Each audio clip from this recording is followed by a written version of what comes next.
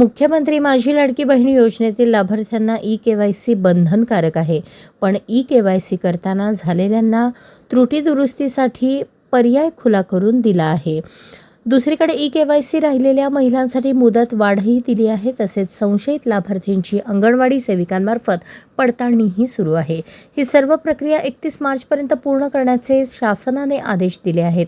त्यामुळे लाडक्या बहिणींना आता डिसेंबर 2025 ते मार्च 2026 या 4 महिन्यांचे 6,000 रुपये एप्रिलमध्ये एकदम मिळतील, असे वरिष्ठ अधिकाऱ्यांनी सांगितले.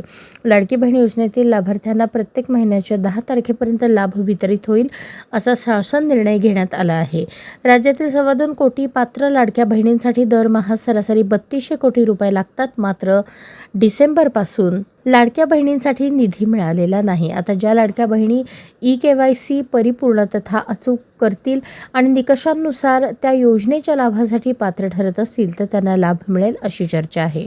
पण ई-के-वाय-सी अचूक असलेल्यांमध्ये हजारो लाभार्थी 21 वर्षांखालील आहेत, तर काही 65 वर्षांवरील आहेत. काहींचा मृत्यू झाला आहे.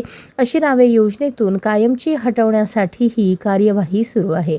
तत्पूर्वी त्यांच्या अंगणवाडी सेविकांकडून घरोघरी जाऊन पडताळणी केली जात आहे. त्यामुळे ई-के-वाय-सी त्यातील दुरुस्ती आणि पडताळणी पूर्ण झाल्यावरच पात्र लाडक्या बहिणींचे पैसे वितरित होतील, असे वरिष्ठ अधिकारी सांगत आहेत. अशाच नवनवीन अपडेटसाठी जनता राज्य न्यूज चॅनलला सबस्क्राईब करा, लाईक करा आणि शेअर करायला विसरू नका.